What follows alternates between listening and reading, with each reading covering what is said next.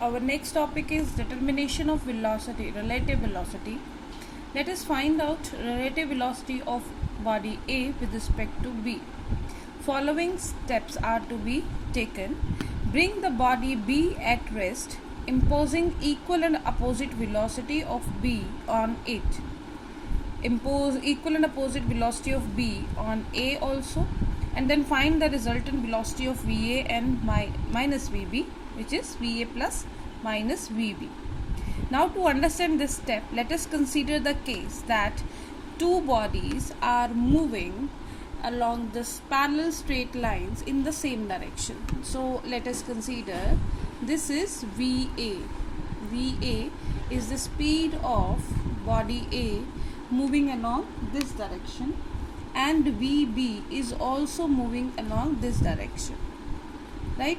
This is VA and VB, both are moving in the parallel tracks in the same direction. Now step 1 is bring the body B at rest by imposing equal and opposite velocity of B on it. Means we have to bring this body B by imposing equal and opposite. Equal and opposite means minus VB velocity on it. So since the VB is in this direction, so when we impose the negative of this becomes minus VB. So the body becomes at rest, that V is equal to 0 at rest.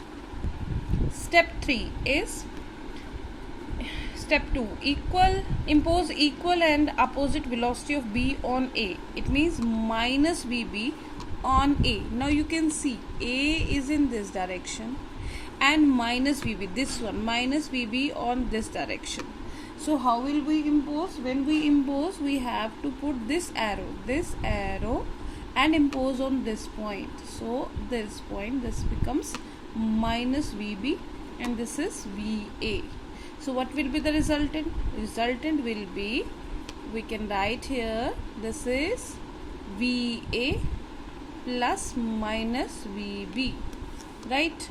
So in this case, what we get the resultant, which can be written as VAB is equal to VA plus minus VB.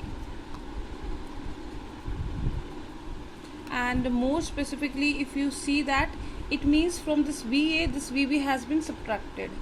So the next resultant that we will get, definitely that will be lesser than the initial value.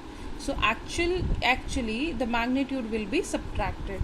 So if we talk about the magnitude, that would be VA minus VB. So keep in mind, when we are calculating the relative velocity of two objects moving in the same direction, their relative velocities will be subtracted. Now let us consider the case 2, when two objects are moving in the parallel tracks but in opposite direction.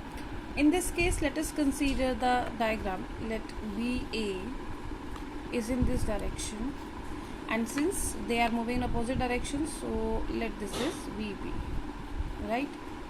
VB in this direction. The first step is bring VB to rest by imposing equal and opposite velocity over it. So since VB is in this direction, so minus of VB will be in this direction. Here we are taking the negative of this velocity, which is minus VB in opposite direction. So B comes to rest.